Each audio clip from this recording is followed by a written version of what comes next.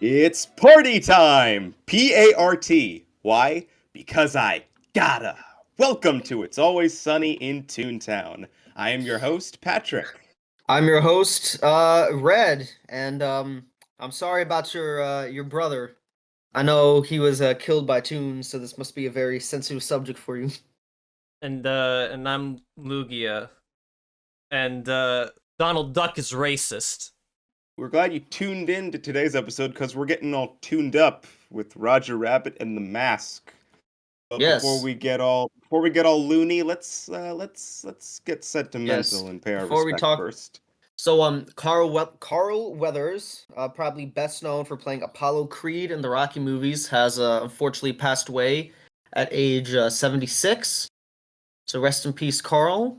There's also Mark Gustafson, who passed away at age 65. He's probably best known for being a stop motion director. He often co-directed many stop motion films not done by like traditional stop motion people. So he worked on Pinocchio and Fantastic Mr. Fox, sort of guiding Del Toro and Wes Anderson so they know what to do. And one last passing, and this one kind of hits me personally, is Cheetah Rivera. She was a Tony Award-winning actress, an amazing dancer. She was 91. She was 91. She passed this past week, and she's best known for originating roles like Anita in West Side Story, Rosie in Bye Bye Birdie, and Velma in Chicago. So quite the resume and quite the legacy. So yeah, Sonic the Hedgehog 3, they finally sort of announced a kind of teaser for it, and a lot of people are kind of excited because one, they're making it very clear it's going to be based off Sonic Adventure 2, which we all knew, but the fact that Live and Learn played in the teaser, I think got people particularly interested because I've jokingly said before that if they have Live and Learn and like the climax, I'd give it like a 10 out of 10. I believe they also casted Kristen Ritter in a role that they haven't announced, and everyone's assuming she's going to play Rogue. Jim Third Carrey's also Sonic back movie. as Eggman because for a while it was speculated whether or not he would be coming back for the role. Even he himself didn't know, but he's back. It's Yep. confirmed. Yeah, imagine he plays his uncle too. Fuck, I forgot his name. Gerald Robotnik, Yeah, Gerald Kantobor Robotnik. and they got someone for Maria, right? Kristen Ritter. No. Have they? Was that confirmed that Maria's going to be in it? Yeah. I don't remember the name here. I'm gonna look it up. I'm just googling who's playing Sonic movie. Leela Brown. She looks young, so I'm assuming she's a child actress or something. So Let me see if look she's forward in to her anything getting I know. shot by gun soldiers on the space colony Ark. Yeah. Wonder With a what Tommy other... gun? No. Yeah, but what other stuff is she in? Because like, I want... Okay, she's apparently in 3,000 Years of Longing, which I have seen, and she's gonna be in the new Mad Max movie. So, I guess George Miller is a fan, and I guess also this. That's cool. But I guess speaking of Sonic Adventure 2, who would you guys say is like the most prominent part of that game's narrative? Shadow the Hedgehog. Well, you guys are in luck because Shadow is pretty much in the spotlight for this year because not only are we getting Sonic 3 and that's primarily going to be about him, but we're getting a remaster, I assume a remaster of Sonic Generations with a Shadow side story called... Well, the game is called Sonic X Shadow Generations, which makes it a bitch to find on Google, but that's besides the point. And from what we've seen in the teaser, Black Doom is back, baby! Really? Yeah. Yeah, When's it the looks last like time Black Doom was in a game? I don't know. Now Shadow can be racist once again. He has a father again. Here's my question. Shadow's So it's mixed race and racist. That's crazy. it's a remaster of Generations. Are they gonna do? You think they're gonna do new levels, or are they gonna just They throw are. out ones? That's what the Yeah, Shadow from stuff what is. from what we saw, like No, I mean like the whole thing. Are they taking the previous levels that we've already gotten and probably doing them again? it's probably going to be the same game and then the side story afterwards, like Mario 3D World plus Bowser's Fury. What I Guys, was yeah, but guys, wondering you is know what this means? the We're thing gonna that get levels confuses from me. Sonic Lost World, Forces, and Frontiers. Nah, I feel like we're Yeah. just getting levels from Adventure 2 and Shadow the Hedgehog. Maybe Nah. 06. Might be original levels too. But what I was I don't thinking know. was, what was I gonna say? What I'm wondering is, do you think that they're gonna have like 2D classic Shadow levels, or is it just gonna be 3D modern From Probably what Sonic we've just stuff? seen 3D. so far, it's just Shadow himself, no classic version. Then again, how would you really do a classic version of Shadow when he appeared in a 3D title? Yeah, I know, but like you can just make a fake one. I don't know. I think didn't that Sonic like mobile game just have a fake kind of kid Shadow, Did it? Shadow Junior? I don't know. I don't know. It doesn't sound familiar. It's a mobile game. Like I'm not sure anyone like keep tabs on the mobile games, but yeah. So I don't know. I saw like an hour-long video dissecting the history of Sonic Runners. So somebody does. So Fair enough. I'm a little excited. I tend to like some of the extra stuff they add in Sonic games, like the Final Horizon, even if most people don't. I just hope they don't delist the original Sonic generations from Steam, because if they do, that is 10 plus years of mods people don't have access to anymore, or at least new people to Sonic generations. I'm wondering if this breaks the Sonic remaster curse because almost every Sonic remaster is considered not great. But this one seems to be done by Sonic team themselves instead of being outsourced, so I'm a bit more optimistic. I don't remember Sonic Adventure 2 Battle being that bad. No, a lot of people don't like Sonic Adventure 2 Battle. Well, no, a lot of people don't like Sonic Adventure DX. That one I know. No, people have issues with Battle too. It's just not as much. They have less issues with it than DX, but they still have issues with it. Okay. Just from what I understand. And a lot of people didn't like the Colors remaster Yeah, either. the less we say about Colors Ultimate, the better.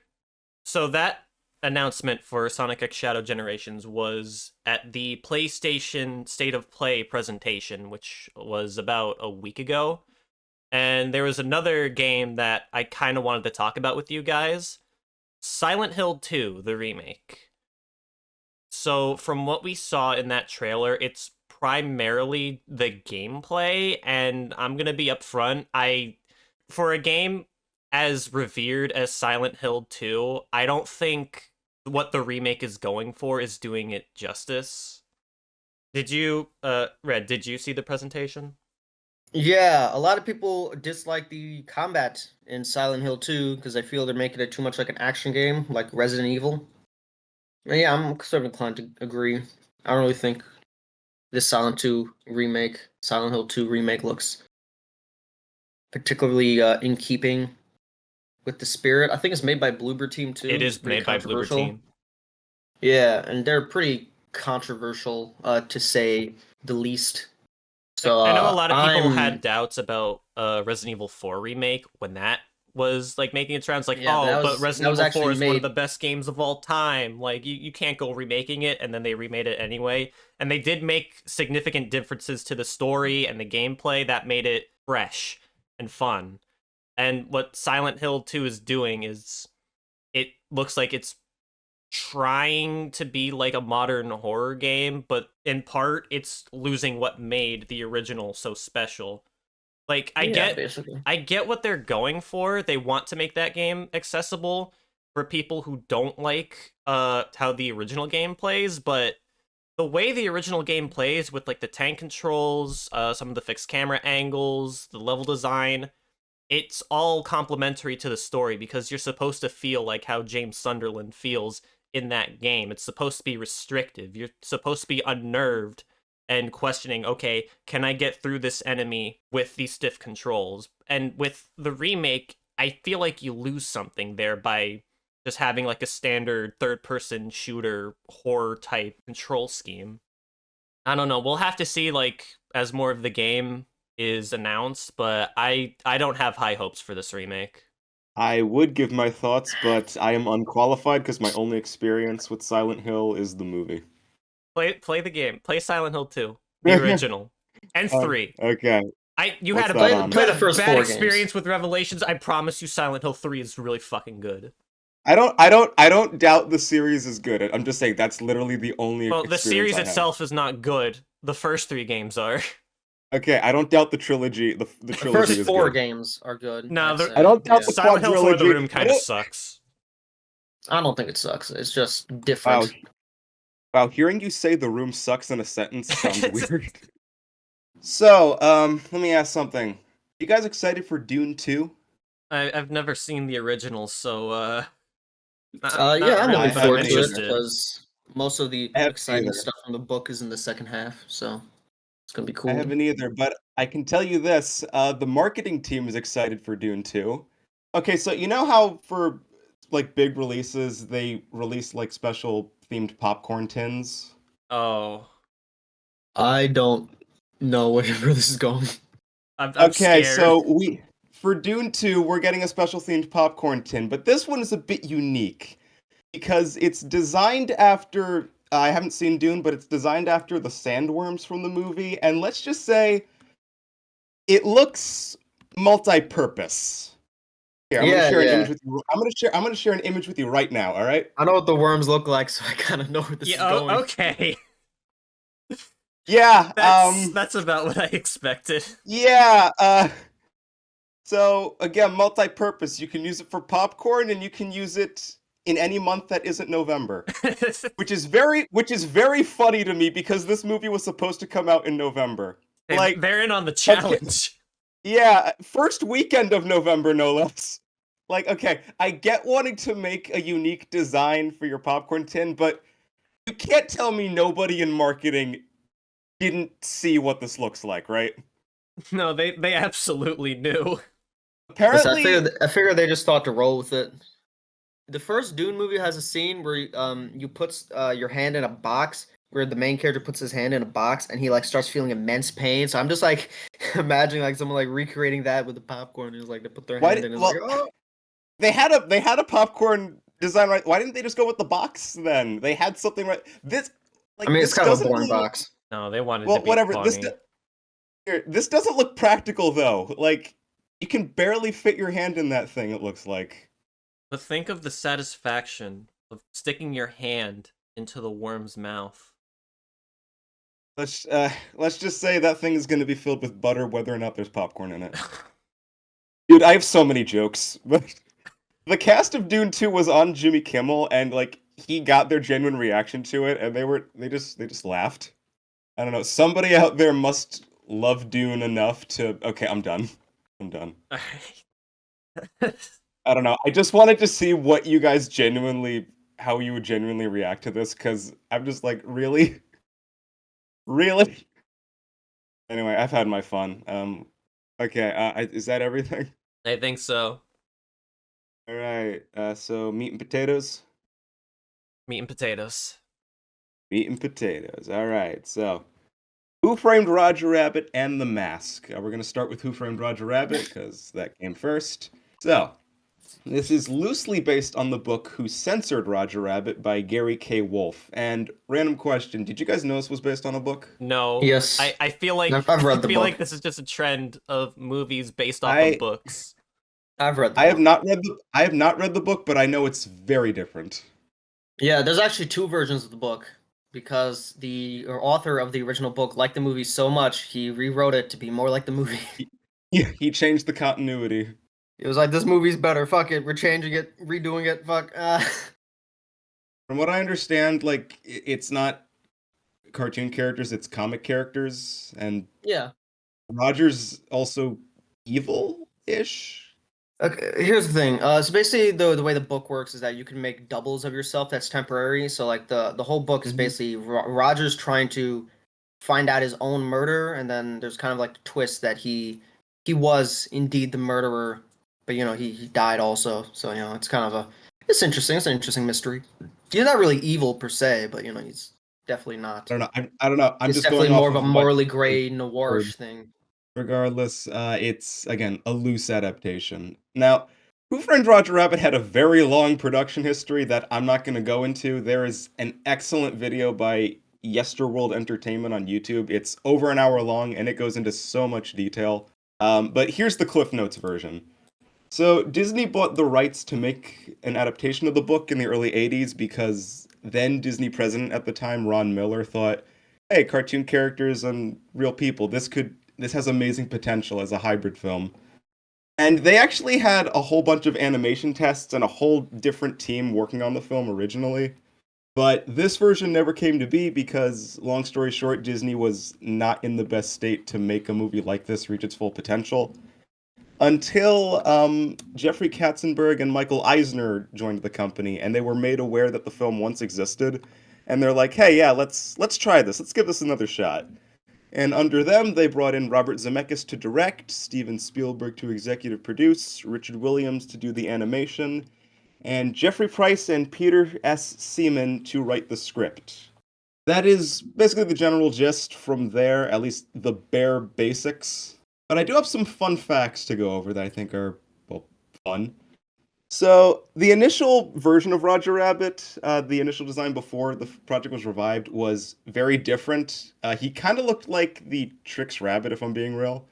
But when Richard Williams came in, he redesigned Roger to what we know today. And what I find interesting is that his final design was, according to Williams, a mix of Bugs Bunny, Mickey Mouse, Porky Pig, Goofy, Droopy Dog, and the colors of the American flag.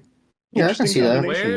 Where's the blue in the design? Because I primarily see the white blue, and the red, but the tie. The tie? Yeah. Okay. And here's something very interesting. Numerous actors were considered to play Eddie Valiant, including Harrison Ford, Chevy Chase, Bill Murray, Eddie Murphy, Sylvester Stallone, Wallace Shawn, and Jack Nicholson. Ultimately, the role went to Bob Hoskins, but wow. I can imagine Sylvester Stallone is like, "Hey, a tune killed my brother, you know what I mean?" Not only that, but for the role of Judge Doom, Tim Curry was first considered, but the producers found him too scary, so they went with John Cleese, but they didn't find him scary enough, and ultimately Christopher Lloyd came in because he struck just the right balance they were looking for. And also, apparently, he was so committed to making the character intimidating, Christopher Lloyd never blinks throughout the whole movie. Really? Which I never noticed that. And the film features over 140 recognizable cartoon characters, but there were supposed to be even more because they wanted to get people like Tom and Jerry, Popeye, Mighty Mouse, Casper, and even Superman, but they were all omitted due to time constraints and or contractual issues. And to talk about the titular Roger Rabbit for a second, he's voiced by Charles Fleischer, and he was so committed to the bit that he had an actual Roger Rabbit costume made so he could read his lines behind the camera while they were filming. And this led to an in-joke among the crew that is actually how Roger would appear in the film. Like imagine that. Imagine if Roger Rabbit... Yeah, it was just a joke, but imagine if the whole movie it was just a guy in a bunny suit. You're like Donnie Darko. He looks like a deranged Easter bunny. Two more fun facts. After filming was done, Bob Hoskins suffered from hallucinations for several months, since, imagining cartoon characters are in front of you. I guess that really got to his head. And, okay, so although the film's title is a question, you probably noticed there's no punctuation mark at the end. This is actually due to a superstition in Hollywood that putting punctuation in the title of a film will curse the production. I don't know where this superstition started, but there you go. So, Who Framed Roger Rabbit was released in 1988, and it was a huge critical and commercial success, grossing around $350 million against a budget of around $51 million, and it received 4 Oscars, being Best Film Editing, Best Sound Effects Editing, Best Visual Effects, and a Special Technical Achievement Award for Richard Williams. And in 2016, the film was selected for preservation in the National Film Registry. So let's get into the real nitty-gritty here. So, Who Framed Roger Rabbit is set in the 1940s, in a world where humans and cartoon characters coexist. And we focus on Eddie Valiant, a detective who has a disdain for tunes ever since the day one killed his brother. Dropped a piano on his head. But since he's desperate for cash, he takes a case exposing that Jessica Rabbit, the wife of resident tune Roger Rabbit, has been playing patty cake with the owner of Toontown, R.K. Maroon. And that's not a euphemism for sex, by the way. She's quite literally been playing patty cake, baker's man with him. Scandalous. And when Roger discovers this, he runs off into the night full of anger and tears. And the very next morning, Maroon is found dead with Roger's fingerprints at the scene of the crime. But Roger insists that he has nothing to do with the murder, and so it's up to Eddie to find both Maroon's will and just exactly who framed Roger Rabbit. So let's jump right into this. I think we Who should wants to just start with the obvious. This movie looks gorgeous. Yeah, this is fantastically directed. This is a technical marvel. Yeah, Like even and, today, over 30 years later, it still looks It amazing. even looks better than Space Jam. Like, I love a lot of the subtle details, too, that they put, like, with the cartoon characters interacting with the world around them. Like, at Eddie Valiant's office, there's a dusty chair where his brother used to sit, and when Roger Rabbit, like, puts his finger on the chair and then retracts it, you could see, like, the mark where he left his finger. I'm like, damn, you guys really did try with all the little details. Like, that's so impressive. It's really the details that make this world come alive. Like the blending of live action and animation, that's as old as animation itself, but it's the level of detail they put in. Like Roger smashing plates against his head, or like the weasels breaking a table when they fall into it. Not to mention like the lighting and the reflection and how they interact with the tunes. Yeah. It's unbelievable. When the cartoon characters are in live action, it is nothing short of impressive. When real life characters are in the cartoon world, that's where things get a little iffy, if I'm being honest. A little bit, but again, 1988. It's gonna Well, here's the age a thing. bit in some areas. Yep, and also, I mean, what modern stuff has gotten that right? Like, I can't think of like a modern, I know, but something that came out later that did it better. it just kind of took me out of it. Like, after everything else beforehand was so well done, and then here we are with Bob Hoskins in front of a green screen. I mean, I don't know. When he was driving that cartoon car, I thought that looked pretty good. So I love how sometimes the other way around works. I love how around the end of the movie when Benny is like, he's injured and he decides, yeah, I'm just gonna get there by actually driving a car. It's the image of a cartoon car driving a real car that just makes me laugh. So everyone knows like that sort of fun fact about how Disney and whatchamacallit, Looney Tunes? Warner, Brothers. yeah, Looney Tunes, they had to share the amount of time that they had on screen. Mhm. I always thought it was like so funny how they had that rule, but also like Fleischer characters and like non and like MGM and stuff, they can be there for as fucking long as they want. I was like, I just thought that was kind of funny. It was like, oh, only I can have a little bit of these two, but Fleischer is fucking everywhere, and like no one gave a shit. Betty Boop had like the whole scene to herself, and there's a couple other Well, to, stuff. So it's like, yeah. well, to talk about Disney and Warner Brothers for a second, I genuinely wonder what it must have been like for audiences seeing Bugs Bunny and Mickey on screen together for the first time. Like they must have gone fucking crazy. That's like the Mario and Sonic of the 80s. It's like the watching the movie Heat, and it's like Bugs Bunny and Mickey Mouse. Yeah, because she's got a great ass, Doc.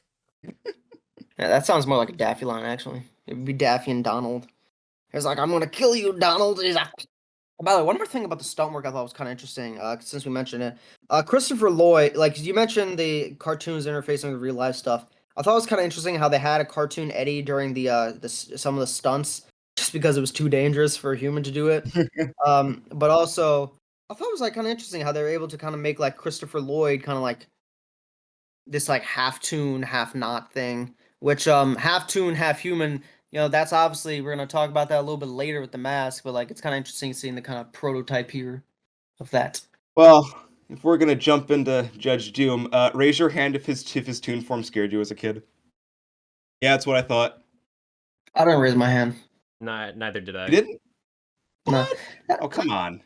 The voice kind of freaked me out, but like I didn't think like the actual like. Dude, I that was remember out there. whenever I I mean, watched the this as a melting the kid, person alive thing, that was kind of creepy. dude, whenever I watched this movie as a kid, I remember after he got flattened by the steamroller, me and my brother would either leave the room or hide under the sheets until he was just a rubber mask. We were fucking terrified. So you weren't really scared of him, you were scared of him turning into a pancake? No, because after he got flattened, I knew the Toon hybrid form was coming, and that It just scared me. I mean, those blood red eyes, that high squeaky voice. I mean, Hoskins described it perfectly. I mean, obviously nowadays I can watch it just fine, but like that line delivery of "Remember me, Eddie," that just gives me chills still. Let's see, what other animated stuff should we mention? Oh yeah, Jessica Rabbit. Pretty iconic. Probably one of the most iconic parts of the movie. She probably awakened something in a lot of kids back in the day, because this movie is like PG. She is not a PG character. This is it's bordering 80s PG. PG-13. It's 80s PG, which is a little I bit still different. feel like there's a line you need to cross. This was PG when PG-13 was a thing, but there used to be racier stuff in PG movies. hey, it's fine. Kind of just been watered down. Guys, it's fine. They say booby once. Well, for booby trap. I know. I don't really it's think allowed. I don't really see what's the big deal about like PG versus PG-13. I mean, I don't know. Like people watch like cartoons from the 40s, and they had people like smoking cigars in there, and like now but they movies didn't aren't know, even allowed to have them. Now it was different movies at the aren't time. even allowed to have They didn't them. know cigarettes. They didn't know what cigarettes They would do to knew. you. No, they knew. They just didn't care. Like in the 60s, like they had to like advertise. They weren't allowed to advertise any health stuff because they knew that cigarettes were like dangerous. But like movies in the 60s still had people smoking. Same with the 70s. Like it was fine. And then came the war on drugs. Yes. I don't know. I watch a lot of anime and stuff like aimed at kids there. It's like pretty wild, and historically Japan is a far more respectful country than America, so like I don't really think it affects the people that much. I think I just got like one more small thing to say about this movie. On Valiant's desk, there's a bunch of newspapers of like past cases that he helped out with. One of them, the headline for one of them says "Goofy cleared of spy charges," and I'm like, what? What the fuck did he do? Where's that Goofy? movie? What did he do? I don't know, but I'll tell you this. I don't know, but I'll tell you this. He'll fucking do it again. No wonder he was exiled to Kingdom Hearts. I don't know. It'd be kind of like those. Didn't like a bunch of like Goofy cartoons give him like a different name. I don't know. I know he had a bit of a different design in some of them. Yeah, but they gave him like a different name, so I was like, yeah, that's his like spy form. It's like, you may know call me Goofy, but other people call me George G. Geef. That's Goofy's name. And in the 50s cartoons where like he was more of like an adult kind of like businessman where he like wore suits and stuff. Those ones his character was called George G. Geef. It's like all the ones where he's like so yeah, I can like imagine like the business suit Goofy, the one that's like addicted to cigars and stuff, being like, see, I'm a spy. Like Goofy is playing all these different characters. His full name in the Goof Troop continuity is GG Goofy Goof. Goofy being in quotation marks his nickname. So GG Goof. In his earliest cartoon, he was called Dippy Dog. So yeah, he's got a lot of different names. So yeah, maybe he is a spy. Dippy Dog, George G Geef, Goofus D Dog, Goofy G Goof, How Super deep does Goof. it go? He's got a lot of aliases. I just imagine like a James Bond movie with like his like name's Goof. Oh yeah. George Goof. Anyway, did we talk about the plot of the movie yet? I mean, I gave a plot synopsis, but not really. All right. So, one thing funny I always thought about, I guess the Goofy movie is that it is effectively a remake of the adult neo noir film Chinatown. Very similar plots. Chinatown has a much darker ending, obviously, but yeah, a lot of like broad strokes elements of Chinatown and Who Framed Roger Rabbit are very similar, which is yeah, pretty funny. You know, the fact that it's basically kind of like a parody or like homage to arguably the greatest neo noir film ever made. In fact, I believe. Let's see. Originally Chinatown was meant to be a trilogy. So the third film and the second one bombed, but the third one, which was never produced, and I guess part of the script was incorporated into Who Framed Roger Rabbit. In a way, this is kind of a Chinatown 3, which is kind of funny. But yeah, I don't know. If you ever watch Chinatown, you know, you may feel that this is somewhat has a pretty similar vibe. I mean, you can argue like it's got a kind of noir vibe in general, but like it just very specifically kind of feels like Chinatown to like the point where a lot of people very much noticed. I thought it was a pretty good mystery overall. All things considered, it was a pretty engaging kind of plot. The character arcs were pretty solid. I kind of like some of the euphemisms for the noir, like the patty cake crap. Because okay, because as like an adult, you're like, okay, yeah, I get what the parody is, but yeah. I also kind of like how they never really explain Jessica and Roger's rabbit, and I like how it actually is a kind of loving relationship. Like that's kind of a subversion too, where like I guess in like most stories, Jessica would be like playing him, but in here like they actually kind of stick to the whole, you know, appearances I can be know deceiving. I'm not they bad. they I just look. genuinely care about each other. Yeah, and they kind of stick to the whole "I'm not bad. I'm just drawn that way" angle. Yeah, I think that's pretty cool. I feel like we That kind of talked about everything we need to: the technicals, the story, the acting. Because again, Bob Hoskins' performance and Christopher Lloyd's performance were all pretty good. I think they're the two standouts since, they're the Yeah, ones who do the most interacting with the cartoon characters. this is the last time Bob Hoskins would ever be happy, really, in something related to cartoon characters. If you say "Let's go" or "It's a me," he's gonna beat the shit out of you. I mean, rest in peace, Bob Hoskins. They can't You know what I they meant. can't hurt you anymore. my favorite Yeah, Mario it brother. always fucked me up that he was English because that still like blows my mind. Like unrelated, like with like the Mario movie thing, like everyone's like, oh, he was drunk on set. It's like he was drunk on set, but he still kept the Brooklyn accent. Like that's fucking commitment, man. Like goddamn. Like he hated that movie and he still just like never broke and slipped his accent one bit. I've always wanted to see the Long Good Friday because I've heard that's a 1980s British gangster film, but I heard it's got kind of noirish elements and some people kind of consider it. If you like Roger Rabbit, you'll like the Long Good Friday.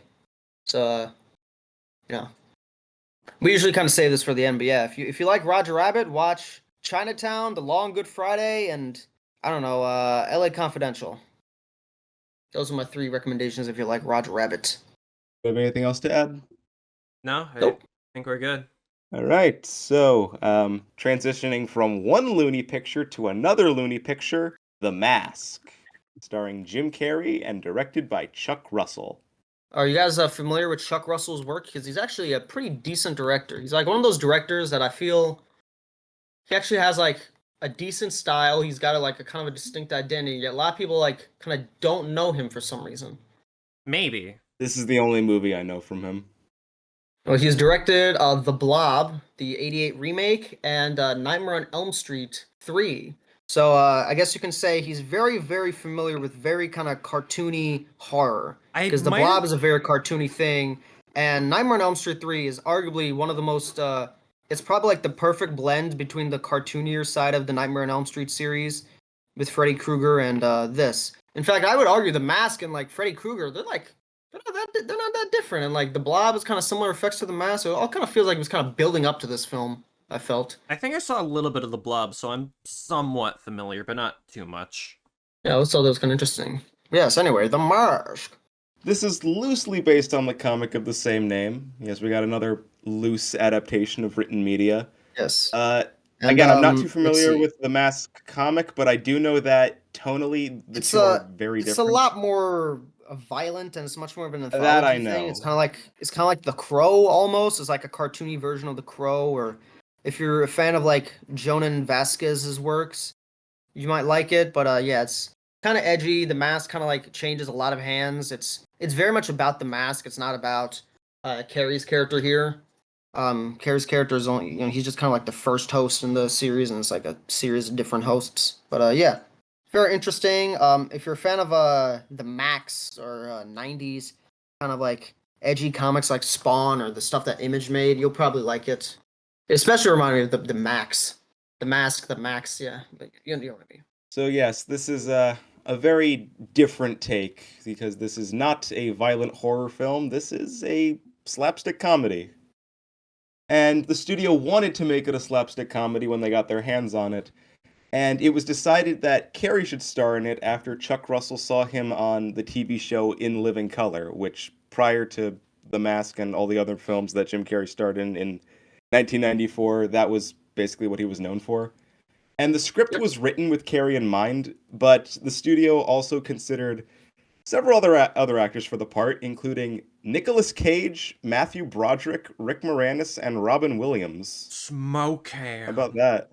But again, it was primarily written for Carrie, and they wanted Carrie, and Carrie accepted, which they were very happy for.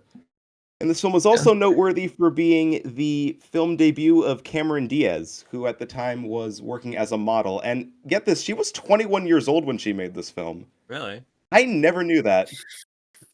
Oh yeah, no, she was very young, younger than us. Well, And this was before like Well- Charlie's Angels. yeah, this was way before Charlie's Angels. Well, the movie, anyway. Yeah, Charlie's Angels was like a decade later. The TV show was around in like the 60s, I think. Thereabouts. Yeah, So, little fun fact there's is a lot of kind of that spy stuff in the '60s. Little fun fact is that the teeth that Jim Carrey dons when he wears the mask, those were originally only meant to be used in a few dialogueless scenes, but he learned how to talk with them on, so they kept it as part of the overall costume. The mask released in July 1994 and made $352 million against a budget of around $20 million. Received positive reviews and was even nominated at the Oscars for Best Visual Effects. And it is one of 3 Jim Carrey films released in 1994, the others being the first Ace Ventura and Dumb and Dumber. And I believe this made Jim Carrey the first person to have 3 #1 films hit the box office in 1 year. So, what a way to start, huh? Because again, he was basically known for that one TV show. And here he is in 1994, pumping out 3 comedies. I mean, In Living Color was like a pretty big show. It was kind of like Black SNL. It was kind of like one of SNL's like bigger competitors. I I've know seen I said clips Black from it. SNL. By the way, yes, I know. Yes, I know. Is Black SNL. Jim Carrey was the one white guy in the show, which is like it's kind of fucked up that like the one white guy is the one that became like the big star. It was like, all right, well, I don't know. The Wayans brothers are pretty successful, so I'm sure no one's really complaining. So The Mask is about a banker named Stanley Ipkiss, who comes into possession of a mysterious mask that possesses the powers of the god of mischief, Loki. And when Stanley puts on the mask, he becomes a fast-talking, unpredictable live-action cartoon character. And he realizes that with these incredible powers, he could become a superhero! He could fight crime, protect the innocent, fight for world peace! But first, he decides to rob the very bank that he works at, so he has enough cash to get into the hottest club in town. You know, as you do. But it just so happens that the night that he robs his own bank, the gangsters who own the club planned on pulling off their own robbery of the place. So they in turn get blamed for the crime that they didn't even commit yet. So now the gangsters are after Stanley so that they can get the mask for themselves, and the police are after Stanley for his crime. So I'm just going to jump right into this. This was the first Jim Carrey movie I've ever seen. And right from there, I've been a fan. When Wow, did you really? when did you first see this? I own this movie on VHS, so like, I don't know, like I was like 5 or 6 when I first saw it. I genuinely have no idea what my first Jim Carrey film could have been because Mine was The it's kind of always Grinch. been there. I don't think mine was The Grinch, but like I'm trying to think of what made me a fan of him because like I saw like the new movies he had that were coming out in the 2000s. Like I saw, I don't know. I generally don't know what was the first one I saw him in. You can absolutely see in this movie why he became essentially such a big star. Because one thing that I think is particularly commendable about his performance here is I feel like in most other movies they would play Stanley as a very dry character, so the contrast is stronger. But what I find amazing here is that Stanley is very entertaining on his own, and you're entertained when the mask isn't on screen. But you still like see the contrast, and what I almost like about the mask is like it almost just kind of feels like in the same way like in how some of the best Spider-Man comics, Peter outside and inside the mask kind of feel like the same character, but you can definitely tell that like his like inhibitions and insecurities are kind of gone. That's what kind of feels here. Where like it feels like very much like a very cartoony exaggeration of what Stanley's personality already is. It's kind of like it's almost and arguably his like worst traits coming out. But like I like that how you can very much kind of tell that they're kind of the same person. It's just like the mask is like Yeah, they More had a similar extreme in their thing with desires. Dorian too, like where it exaggerated his prominent features. Yeah. Like it made him big and strong and pretty chunky. Do they do a similar thing in the comics too, since the mask goes from person to person? yeah. The mask looks pretty different for each host for the most part. But I mean, does it it's still a like cartoon, hold the so same principle where it just exaggerates their personality? yes and no. Like, yes, but like the mask is much more of like a violent kind of like serial killery, like sociopath thing. So it's like you can like tell the difference between the mask's hosts, but like it's still, I'd say like it's a bit less so, just a little. But yeah, Okay. Here's a fun question. If you guys donned the mask, what do you think that would be? I would literally just be Jim Carrey. I feel like I'd be much more of like I don't know. I feel like I'm a bit more of a wisecracker, so I feel like rather than being like this kind of like, because this to me kind of remind me of like Roger Clampett era Daffy Duck. I feel like I'd be much more of like a Chuck Jones Daffy Duck, or maybe like a Chuck Jones Bugs Bunny. When here I'm thinking like Roger Clampett, like really insane Daffy Duck, or like really insane like Bugs Bunny. You know, the ones that like dresses up in drag, kisses you in the face is like or or Woody Woodpecker thing. Like when here, I'm thinking more. I'd be a little bit more of like the slower type, maybe a bit more of a. Okay, actually, here's an interesting thing. I never really thought about this before, but I feel like this performance in some ways is kind of comparable to the genie from Aladdin in a way, because it definitely feels like kind of a cartoony extension of the actor. I So can kind of see it. yeah, that's kind of interesting. Now that I think about it, when did this movie came out? What, 94? Yeah. So When did after Aladdin come Aladdin, out? 92. Aladdin was what, 90, 92? Okay, yeah, interesting. Yeah. 92.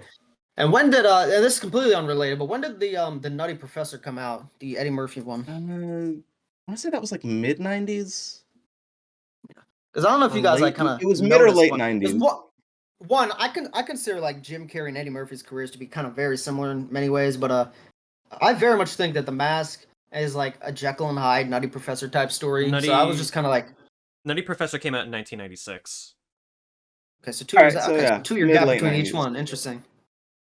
But yeah, I was kind of felt that this was kind of like, in my opinion, this is one of my favorite sort of modernizations of the Jekyll and Hyde story.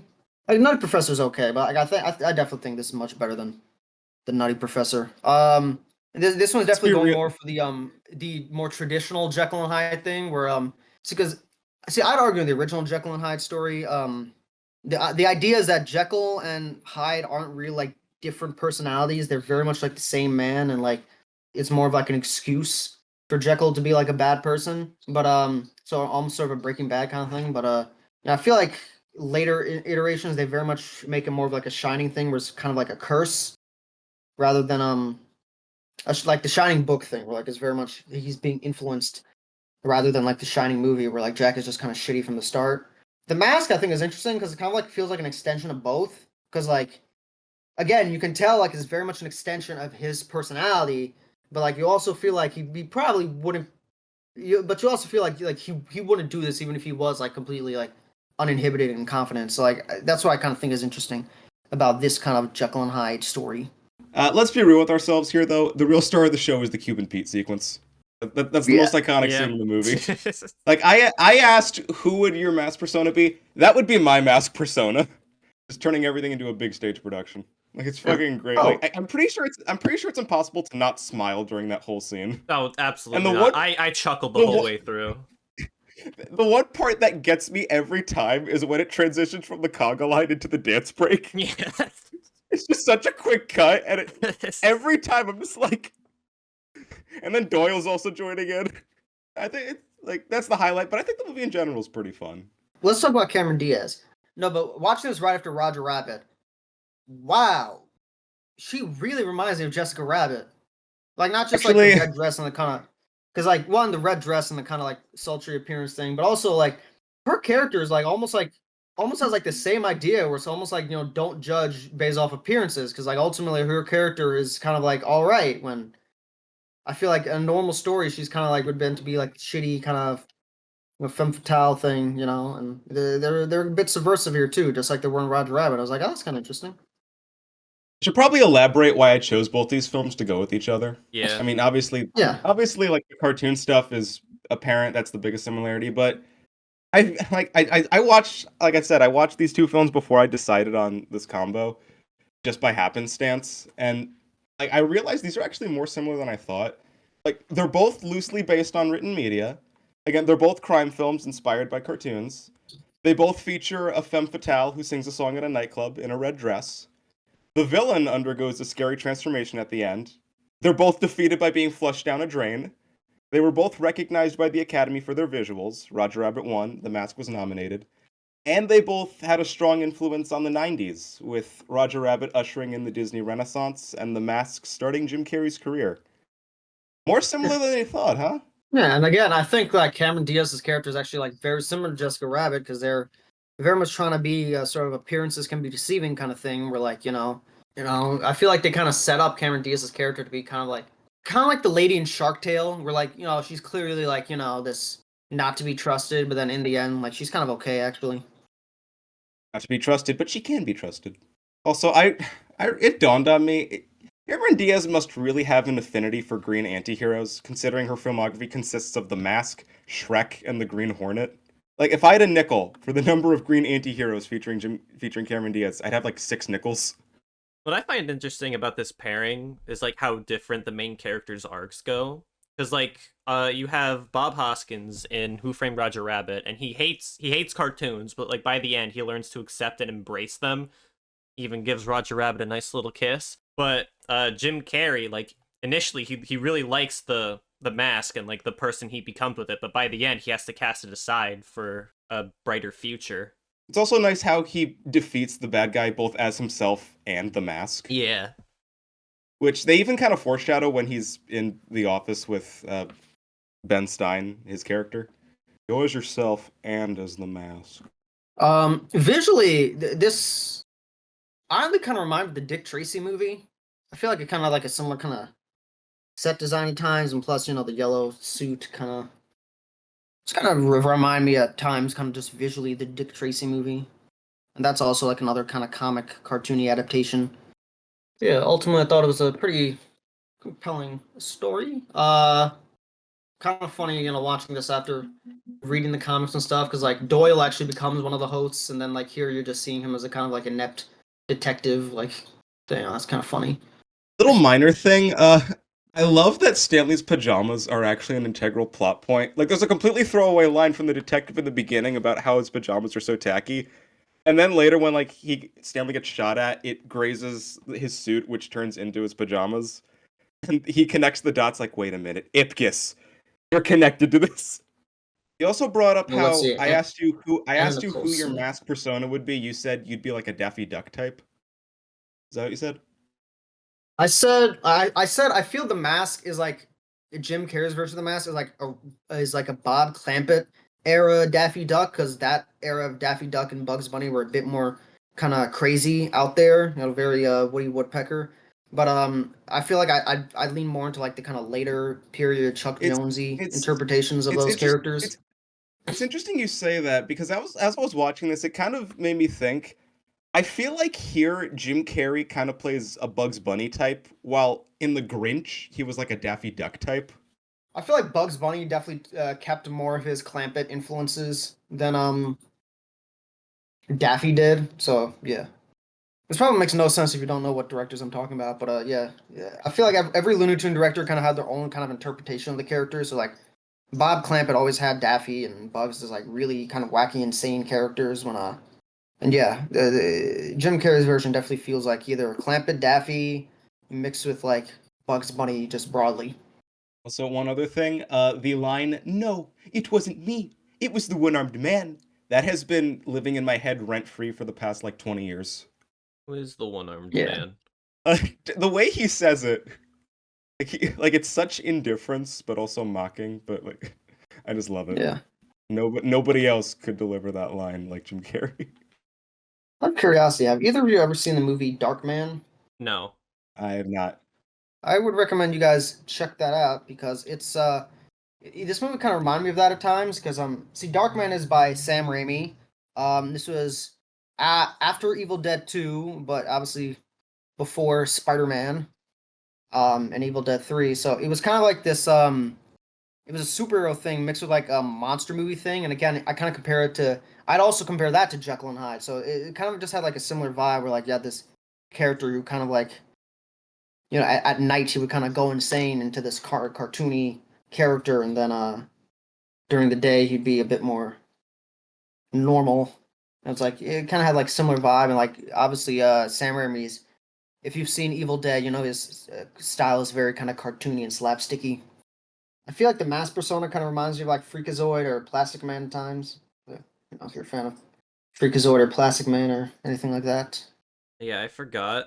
The mask gets put on the dog at one point. I thought that was in the sequel, but that was also in this movie. Like a minute. It still looked bad though. I'm gonna Yes. just question: do you guys think this? Do you think the visuals in this movie aged well? Like the For the most part. very brief moments where they use CG, sure, but when they're like elongated, like with the dog or like some other parts of Jim Carrey that like get exaggerated, like the heart like pumping out of his chest, I don't know, like that looks off, and I don't think that aged well. I think it's 50-50. And even like if it doesn't age well, because it's like so cartoony, it kind of just it doesn't bother me much. But I think it it's works. definitely more 50-50 than say Roger Rabbit. I feel like maybe Still if it think was both. like 2D animation instead of 3D, it might have aged a bit better some of these parts, but you know, who knows? I don't know. I think both films look pretty good still. A bit dated in certain aspects, but overall, still pretty good. But, alright, if we're cracking open that can of worms, alright. Yeah, Son of the Mask does exist. I saw it in theaters back in 2005, and I'll be honest, I remember so little from that movie except for the dog, the baby, and at one point a woman's whole head is turned into a nose, and it's never addressed again. I don't remember that. That's like the one other thing. It has nothing to do with anything. I don't remember why it happened, but it did. It's been stuck in my head for some reason whenever I think of Son of the Mask, which granted isn't often. Can I say something that might crucify me? Sure. I saw Son of the Mask before watching The Mask. Like I think I caught this like around the time it came out.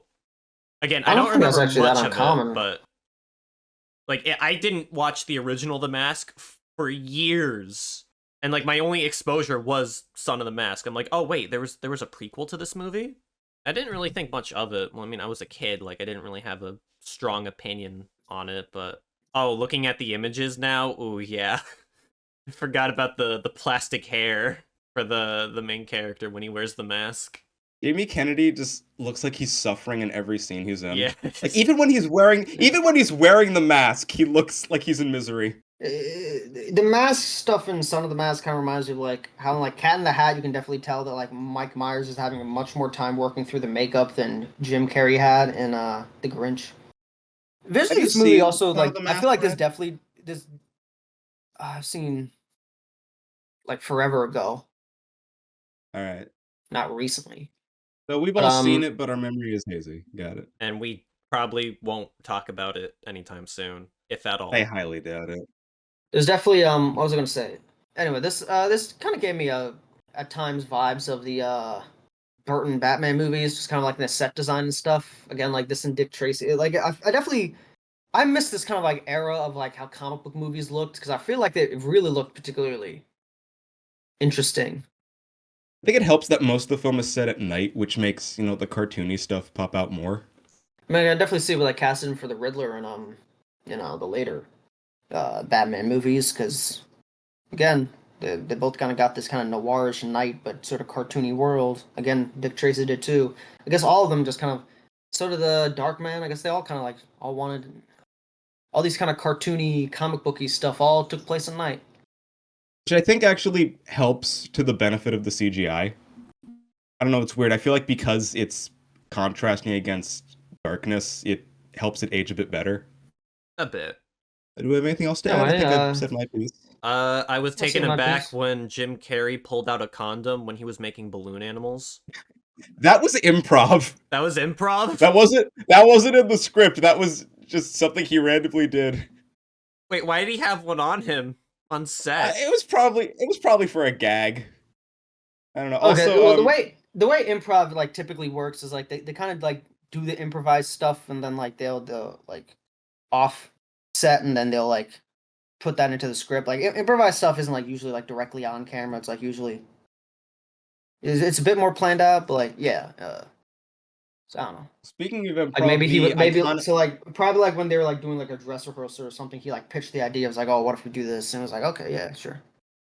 speaking of improv, the iconic "smokin' line" was originally written to be snazzy. but Carrie said smoking instead, and they were like, actually, that's better. Honestly, I think Snazzy kind of fits with the Mask's personality more. Ooh, snazzy. Yeah, I could see it. I can see either work. Either way, I mean, still an iconic line. it is absolutely. Yeah, I don't think I have anything else to add. Yeah, I think both Who Framed Roger Rabbit and The Mask are pretty great films. I mean, I Roger Rabbit has been a favorite of mine since I was a kid, and I still love it today.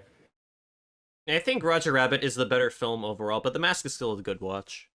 I do think that Roger Rabbit is a smidge better than The Mask, but I love both films. I like Roger Rabbit's like probably one of my favorite movies ever. So obviously that's kind of my pick. But like for a while I would just tell people like that's probably my favorite movie. Like that and Back to the Future. Like Robert Zemeckis had like an insane run for a while. And then he became way too interested in technology. But whatever. Yeah, he has a banger occasionally. Like I will still stand by The Walk. I feel like every like director who has been putting out crap for like a while, they eventually like pull out a good one again. I mean, like I don't really think I like them from 2002. Like 2002, Catch Me If You Can came out. After 2002, I didn't really like any of Spielberg's movies up until Tintin, and then after Tintin, I didn't really like any of Spielberg's movies until West Side Story. Granted, from what I understand, The Fablemans is pretty good, so it looks like Spielberg's kind of more consistently on his groove again now. But even if you're kind of lose it, you still sometimes like pull out a good one every once in a while. Yeah, definite recommendation on my end for both of these. Red. Yeah. So yeah, I guess if you like The Mask, because since I did this for Roger Rabbit, I'll just do it. If you like The Mask, definitely check out Darkman and Dick Tracy and the Burton Batman films. Just kind of like any of those kind of '90s dark, cartoony comic adaptations. I feel like y'all be a fan of that. If you like Roger Rabbit, there's a lot of kind of noirish stuff that you can check out. Also, But yeah, I so have one next more. week, Sorry, I just realized I have one more thing. For one more connection between Roger Rabbit and The Mask. Granted, this is like a degree of separation, but still kind of funny. So, Roger Rabbit was written by Jeffrey Price and Peter S. Seaman, who also wrote the script for the Jim Carrey Grinch movie. yeah, so he really likes putting Jim So, Carrey in green. He was like, I'm running it something about a green man. Get Jim Carrey in here. Slap that green no, boy in here. well, they didn't write The Mask. They just wrote the Grinch, but it's still funny to me. There's a connection somewhere, but I It's don't know. not easy being green. That's why they got a guy for the job. They saw the mask. I was like, damn it! I could have put Jim Carrey green. We need to make another movie where we can make Jim Carrey green. Make him green. What if Jim Carrey becomes Kermit? Let's see. Wait, now that I think about it, we can make a couple connections. Okay, so Jim Carrey, they slapped him in green for a Dr. Seuss adaptation. Mike Myers had a Dr. Seuss adaptation, but there was also a movie where they slapped him in green where he dated Cameron Diaz, and there's also a movie where Jim Carrey was in green and dated Cameron Diaz. So Mike Myers, Cameron Diaz, Jim Carrey. That's another kind of trilogy thing. Also, Eddie I Murphy was always in found Shrek, and Nutty Professor and the Mask are like very similar. I've always found Jim There. Carrey and Mike Myers to be very similar. Like, granted, they did both play Jim Dr. Seuss Carrey, Mike characters, but Myers, and Eddie Murphy are always kind of like in my head. I kind of lump them together. like I remember as a kid, like I was like, I would love to see a movie with Jim Carrey and Mike Myers. I don't think that's ever happened. There's a movie with Jim Carrey and Nick Cage though, which is gonna be recommended one day. Who knows when? Maybe one day we'll get the Carrey Myers crossover of my dreams, but today is not that day. So, next week's recommendation. Hopefully, you guys have already seen it. But yeah, next week we'll be talking about Barry Lyndon by Stanley Kubrick. I don't know if we've talked about Kubrick before, and if we haven't, have you guys We actually seen a haven't. Kubrick movie before? Full I Have you Metal have guys seen not. a Jacket. Kubrick movie? Full Metal Jacket. Okay. So Barry Lyndon is sort of it and Eyes Wide Shut are kind of considered the black sheep of his filmography, but many people have also argued that they're his greatest films. Barry Lyndon is probably my favorite Kubrick movie, honestly. It definitely took a while to kind of grow on me, which is why I sort of gave you guys a head start on it. I don't know if you guys did take the opportunity, but if you haven't, then maybe try to watch it. Like, just make sure you give a few days so you can like sink in and stuff. But like, yeah. because it's kind of a slow movie and it's kind of like not immediately obvious what it's trying to do. But like, yeah. Next week is Barry Lyndon. It'd be cool to be finally kind of knocked out. We're kind of finally touching what's arguably what many consider to be the greatest director of all time. And we're going to start off with one of his lesser known films. Well, again, But who knows? that's nothing If you new ever for talk about us. 2000, yeah. If we ever talk about 2001, though, that will be a fucking trip. Or I don't know, The Shining. The Shining is probably his like most famous movie in terms of like pop entertainment. Like The Shining and Full Metal Jacket, I feel like those are probably like his most like normal people have watched that. And 2001 is probably like his most well known of like his artsier stuff. That or like Clockwork Orange, but then like there's a bunch of other great stuff he made that's like just lesser known. And I feel like this is kind of like the biggest of his lesser knowns. That or the Killing and the stuff he made like before he really blew up, but that doesn't count. So So yeah, next week is Barry Lyndon. That does it for this episode of Always Sunny in Hollywood. Nothing left to see here. That's all, folks. Huh. I actually kind of like that. That's all, folks.